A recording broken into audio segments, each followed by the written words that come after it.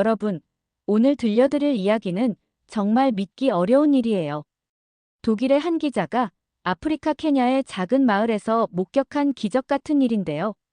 그 기자는 지금까지 수십 건의 서구 원조 실패 사례를 보도해왔던 냉소적인 사람이었습니다.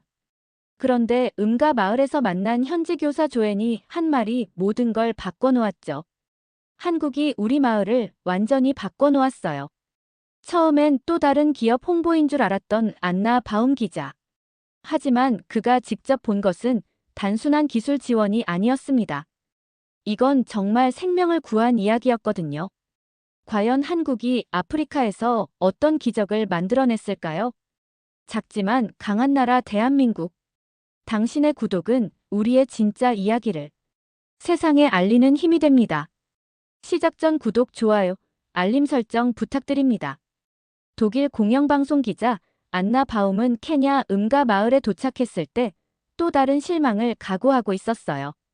지난 10년간 아프리카 곳곳을 돌며 취재한 경험상 서구의 원조는 늘 좋은 의도로 시작해서 실망스러운 결과로 끝나곤 했거든요. 특히 전력 공급 프로젝트들은 더욱 그랬습니다. 화려한 개막식 이후 몇 달 지나면 고장난 장비들만 덩그러니 남아있는 경우가 대부분이었죠. 그런데 음가 마을에 들어서는 순간 뭔가 달랐어요. 해가 지기 시작하는데도 마을 곳곳에서 불빛이 켜지기 시작하는 거예요. 아이들이 책을 읽고 있고 어른들은 저녁 준비를 하면서도 라디오를 듣고 있었습니다. 안나는 속으로 생각했죠. 이상하네. 발전소는 어디 있는 거지? 마을 학교 교사인 조앤을 만났을 때 안나의 첫 반응은 전형적인 회의주의자의 그것이었어요. 삼성이요? 현대요? 또 기업 이미지 세탁 아닌가요? 하지만 조앤이 안나를 교실로 안내했을 때 안나는 말문이 막혔습니다. 깨끗하고 밝은 교실, 아이들이 컴퓨터로 공부하는 모습, 그리고 무엇보다 조앤의 눈에서 빛나는 희망의 빛이 있었거든요. 이 정도 퀄리티를 어떻게 유지하고 있죠? 안나의 질문에 조앤은 미소를 지으며 답했어요. 한국 사람들이 다르거든요. 정말 다르다고요. 안나는 더욱 의아해졌어요. 마을 전체가 안정적으로 전기를 공급받고 있는데 정작 큰 발전소는 보이지 않았거든요. 대신 집집마다 지붕에 반짝이는 태양광 패널들이 설치되어 있었고 마을 중앙에는 작은 배터리 저장소만 있을 뿐이었습니다. 하지만 이 시설들이 정말 완벽하게 작동하고 있었어요. 박재식이라는 한국 기술자를 만났을 때 안나는 더욱 놀랐습니다. 이 사람은 삼성에서 15년간 일했던 베테랑 엔지니어였는데 회사를 그만두고 아프리카에서 봉사하고 있었거든요. 그뿐만 아니라 젊은 기술자들도 여럿 있었는데 모두 대기업 출신이면서도 기꺼이 이곳에서 일하고 있었어요. 처음엔 믿을 수 없었어요. 조앤이 안나에게 털어놓기 시작했습니다. 다른 나라 사람들도 많이 왔거든요. 독일 사람들도, 미국 사람들도, 중국 사람들도요. 처음엔 다 좋아 보였어요. 그런데 뭔가 문제가 생기면 연락이 안 되더라고요.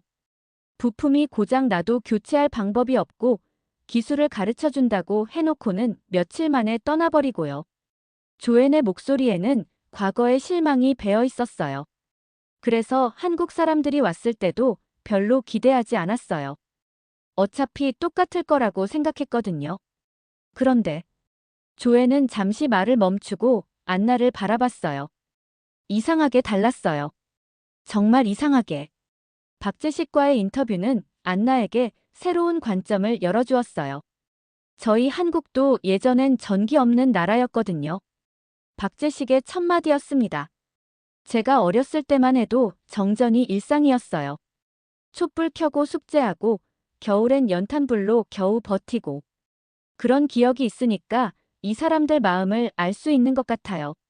조앤은 안나에게 과거의 아픈 기억을 털어놓기 시작했어요. 몇 년 전 니아라는 8살 여자아이가 있었다고 했습니다. 영리하고 공부를 정말 좋아하는 아이였는데 해가 지면 더 이상 공부할 수 없어서 늘 속상해했죠.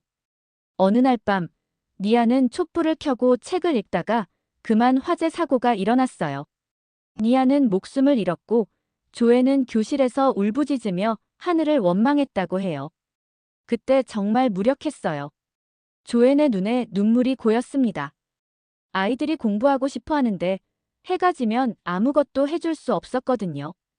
병원도 마찬가지였어요.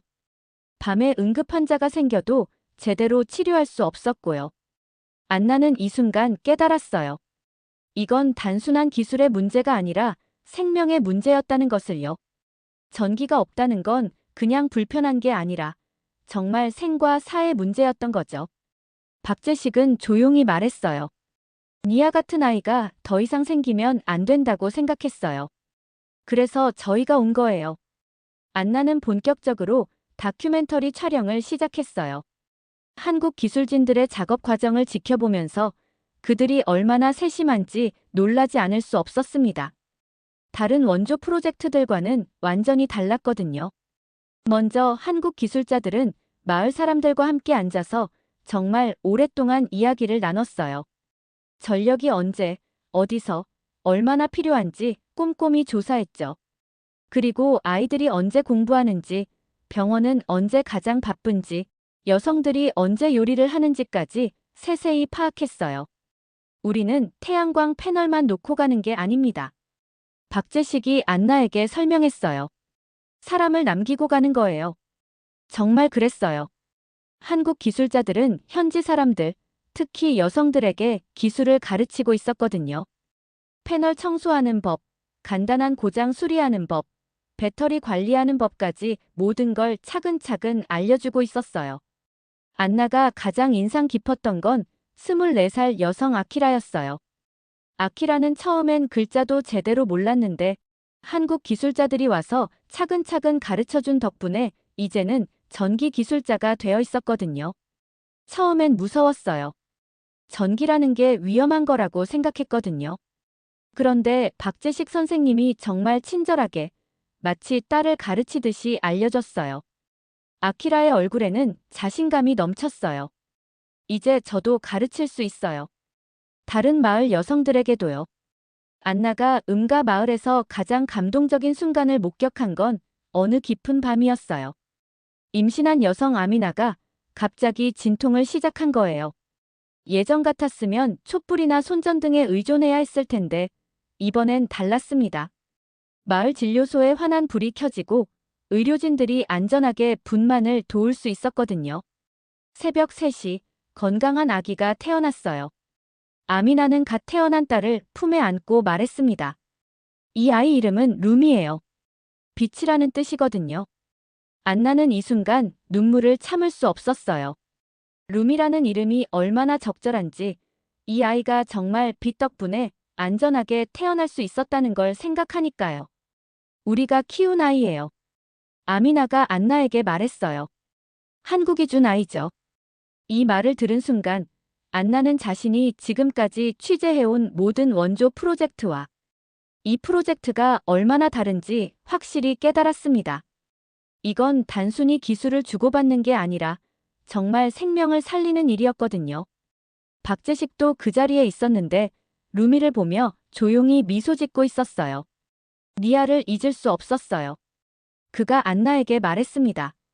니아 같은 아이가 더 생기지 않게 하려고 여기 온 건데 이제 루미 같은 아이가 태어나니까 정말 다행이에요. 안나는 이때 깨달았어요. 한국 사람들에게 이 프로젝트는 단순한 업무가 아니라 사명이었다는 것을요. 하지만 안나에게 예상치 못한 시련이 찾아왔어요.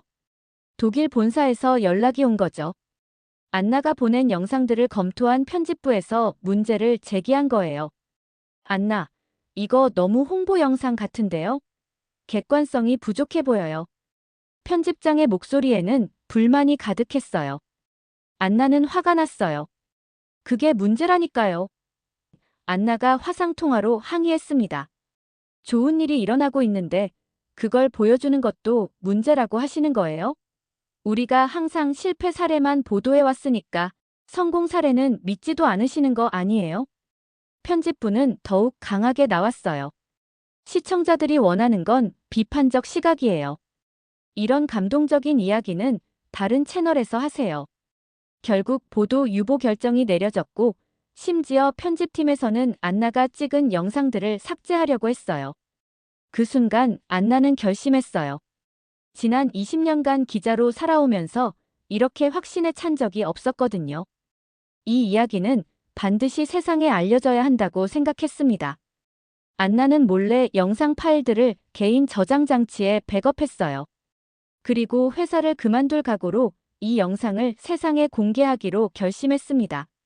진실을 가리려는 게 우리 언론이라면 더 이상 여기 있을 이유가 없어요. 안나는 동료들에게 말했어요. 저는 기자로서 해야 할 일을 하겠어요. 안나는 결국 개인 유튜브 채널에 영상을 올렸어요. 제목은 간단했습니다. 독일 방송사가 거부한 진실 아프리카에서 본 한국의 기적 처음엔 조회수가 몇천 개에 불과했어요. 하지만 며칠 지나지 않아 상황이 완전히 바뀌었습니다. 영상이 소셜미디어를 통해 급속도로 퍼지기 시작한 거예요. 특히 아프리카 각국의 시청자들이 댓글을 달기 시작했어요. 우리 마을에도 한국 사람들이 와서 이런 일을 해줬어요. 한국 정부가 우리나라 시골 지역에 태양광 발전소를 지어줬는데 정말 삶이 바뀌었어요. 일주일 만에 조회수가 100만을 넘어섰고 한 달 후에는 2천만 조회수를 기록했어요. 세계 각국의 언론들이 이 영상을 인용하기 시작했고 케냐 정부는 공식 성명을 발표했습니다. 음가 마을을 전국 농촌 전력화의 모델로 삼겠다는 내용이었죠. 안나는 독일 기자협회로부터 징계 통보를 받을 각오를 하고 있었어요. 하지만 예상과 달리 UN 저널리즘상 심사위원회에서 연락이 왔습니다. 올해 진실보도상 후보에 선정되었습니다라는 소식이었죠. 안나는 믿을 수 없었어요. 회사에서 쫓겨날 줄 알았는데 오히려 국제적인 상을 받게 된 거예요. 시상식에서 안나는 말했어요. 진실은 때로 너무 좋아서 거짓말 같아 보일 수 있어요. 하지만 그런 진실이야말로 더욱 널리 알려져야 한다고 생각합니다. 그로부터 1년 후 안나는 다시 음가 마을을 찾았어요. 마을은 더욱 발전해 있었습니다. 조회는 케냐 교육부로 승진해서 전국 여성기술 교육 프로그램을 담당하고 있었어요. 이제 케냐 전역에 아키라 같은 여성 기술자들이 생겨나고 있어요. 조엔이 자랑스럽게 말했습니다. 루미는 벌써 돌이 지났는데 건강하게 잘 자라고 있었어요. 아미나는 이제 마을의 여성 기술자 교육을 도와주고 있었죠. 루미가 자라서 학교에 갈 때쯤이면 우리나라 모든 아이들이 밤에도 공부할 수 있을 거예요. 아미나의 꿈은 더 이상 꿈이 아니었어요. 박재식은 마지막 작업을 마치고 은퇴를 선언했어요. 이제 현지 사람들이 모든 걸 스스로 할 수 있어요. 제 역할은 끝났습니다. 하지만 그의 얼굴엔 아쉬움보다는 뿌듯함이 가득했어요. 안나는 마지막 내레이션에서 이렇게 말했어요.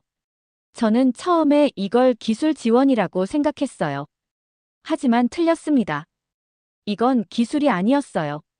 빛을 설치한 게 아니라 생명을 지킨 거였습니다. 한국은 약속을 지켰어요.